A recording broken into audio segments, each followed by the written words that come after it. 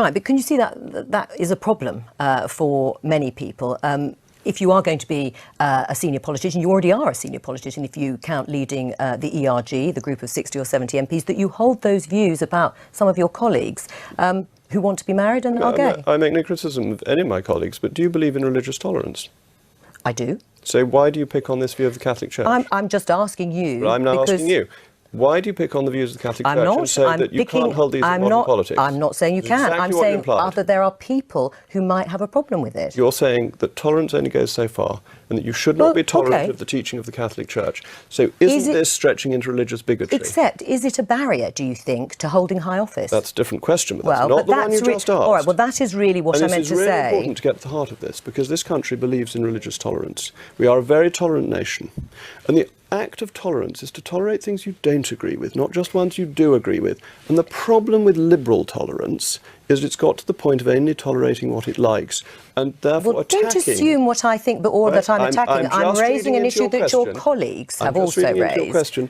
And the Catholic Church of great antiquity has taught these things, and it is absolutely legitimate for Catholics in public life, in private life, to believe and accept the teaching of the Catholic Church, as it is for Muslims to believe the teachings of Islam. Of course. And likewise for Anglicans, but also if for agnostics if you and wanted to hold... I set up a Dublin fund in 1993, long before the UK thought of leaving the European Union. But has this been a fresh one you've set up? This is a fresh one, but it's been... Within the last, few months? But it's been in the pipeline since before we had the vote on leaving the European Union. That's how long ago it was planned? Yes, and the HQ...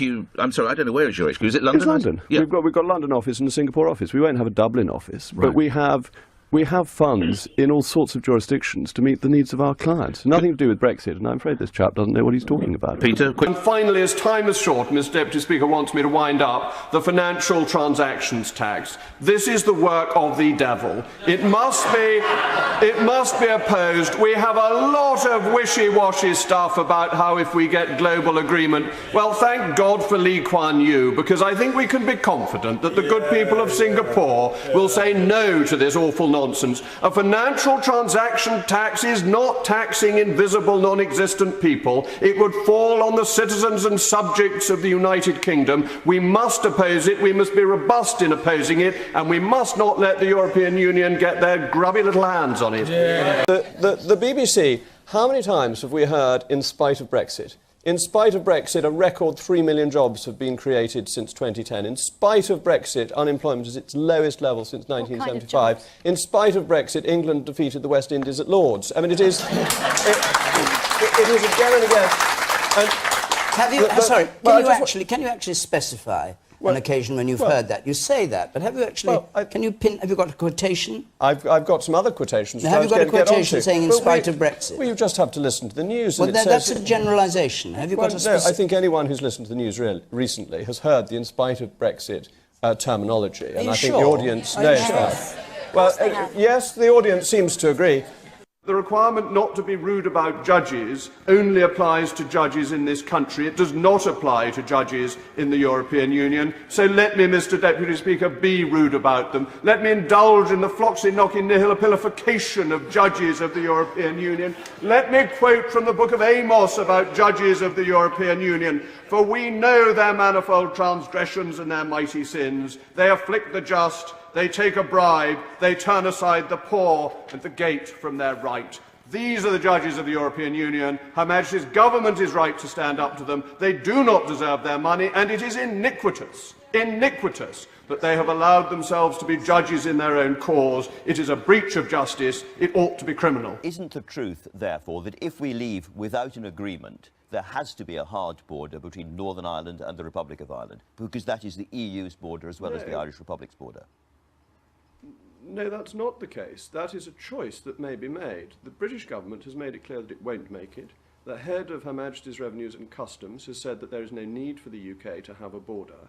If the Irish and the EU wish to impose a border, that will be a matter for them, but they don't have to do it. It is a question of political choice. And you have to say to the Irish government, do you make that political choice to impose a border? when the British government will not make that choice. So this is something the report just ignores. It's unaware of, and I'm afraid. I mean, surely it hasn't ignored. Well, surely it hasn't ignored it. They know what they're talking about. No, they don't. Unfortunately, I've read the report. It's got no reference to this WTO rule. Are they Remainers as well? Is this a conspiracy? Well, the chairman of the committee is a former member of the European Parliament, so it's a fairly safe bet that he's Remainer. But let's look at page 27. UKIP had members of the European Parliament, so that's hardly fair. But let's look at page 27.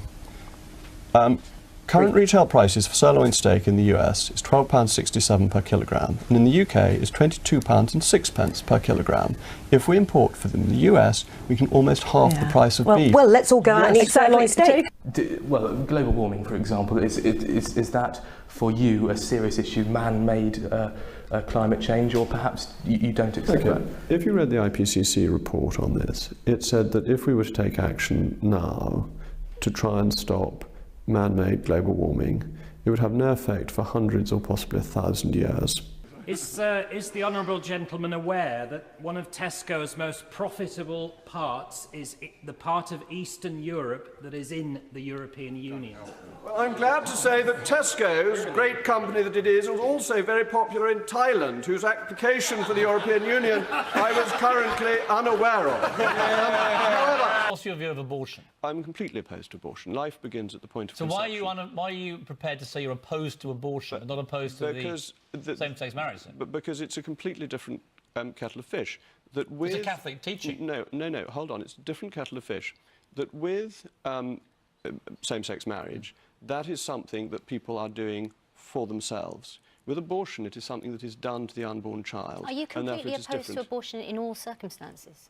Yes, I am. Rape and incest? Sexual violence? I'm afraid so. Really? Life is sacrosanct and begins at the point of conception. And I think it is wrong. So if a woman is raped, say you were Prime Minister, and a woman is raped by a family member, right? You would say she had absolutely no right to have that baby aborted? No, she would have a right under UK law. Yeah, but you wouldn't agree with that right? But that law is not going to change. No, but what's your personal opinion? My personal opinion is that life begins at the point of conception and abortion is morally indefensible. You would make her have that baby?